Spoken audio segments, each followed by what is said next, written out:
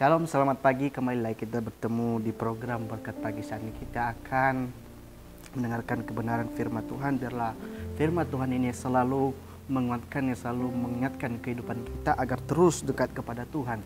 Saat ini kita akan berada dalam Hosea 10 ayat yang ke-12 sampai yang ke-13. Saya akan coba membacakannya. Dari ayat yang 12, menaburlah bagimu sesuai dengan keadilan, menuailah menurut kasih setia.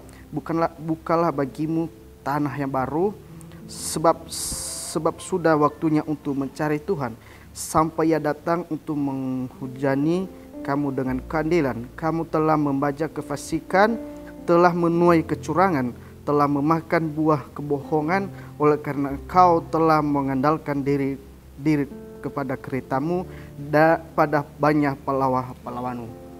Bapak ini berkati, ini suatu kalau kita perhatikan dalam judul ini, bagaimana Tuhan kecewa terhadap Efraim. Sebelum itu kita tahu bahwa Efraim adalah suatu dari suku Israel dari keturunan Yusuf. Kalau kita perhatikan dalam Kejadian 48 ayatnya kelima.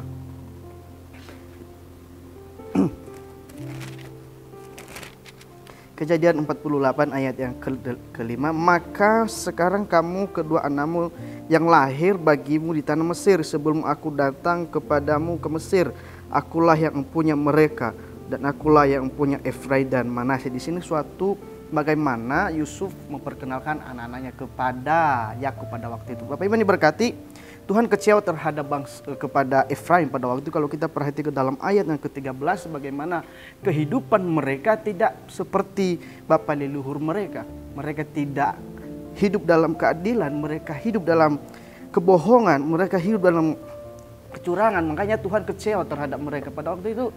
Bapak ini berkati, sehingga dalam ayat yang ke-12 ini mengatakan, menaburlah bagimu sesuai dengan keadilan, jangan dengan kecurangan. Bapak Ibu ini berkati, sehingga Tuhan kecewa yang sudah dipercayakan dalam kehidupan mereka. Jangan sampai Tuhan kecewa dalam hidup kita apa yang Tuhan percayakan kepada kita. Sehingga dalam ayat yang ke-13 ini mengatakan, engkau mengandalkan kekuatanmu sendiri, engkau mengandalkan kereta-kereta. Dalam ayat yang ke-13 ini bagaimana kehidupan Efraim pada waktu itu. Mereka tidak hidup dalam keadilan, mereka hidup dalam kecurangan. Sehingga dalam ayat yang ke-12 ini mengingatkan mereka. Ada beberapa hal yang kita harus perhatikan, apa yang Tuhan mau, apa yang Tuhan suruh Efraim pada waktu itu. Dalam pasal yang ke-10 ini ayat yang ke-12 mengatakan, menaburlah bagimu sesuai keadilan. Itu yang pertama, menabur dengan keadilan. Jangan hidup dalam kecurangan, jangan menabur dengan kecurangan. Dalam hal yang kedua, menuailah dengan kasih, jangan menuai dengan buah kebohongan. Hidup di dalam keadilan. Dan yang ketiga adalah sebab mencari Tuhan. Tapi saya lebih fokus dalam berkata bahwa dalam ayat yang ke-12 ini berkata, sebab waktunya sudah mencari Tuhan. Kalau kita perhatikan dalam Amos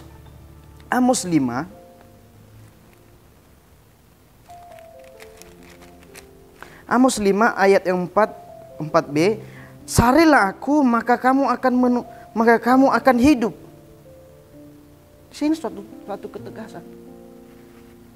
Ketika kita mencari dengan sungguh-sungguh, waktunya ini kita orang-orang yang percaya kepada Tuhan, kita harus sungguh-sungguh mencari Tuhan. Karena di dalam Tuhan itu ada suatu pengharapan, ada suatu kepastian. Ada sesuatu yang Tuhan berikan dalam kehidupan kita. Dalam ayat bagaimana kita cari Tuhan, bagaimana kita lebih sungguh-sungguh mencari Tuhan. Lanjut kepada ayat yang ke-14 berkata di sini, carilah yang baik dan janganlah yang jahat, supaya kamu hidup. Dengan demikian Tuhan Allah semesta alam akan menyertai kamu seperti kamu katakan. Lanjut ayat 15, bencilah yang jahat dan cintailah yang baik. Itulah yang Tuhan mau dalam kehidupan kita. Itulah yang Tuhan mau dalam kehidupan kita adalah kita harus sungguh-sungguh mencari Tuhan, mencari keadilan, hidup di dalam kebenaran.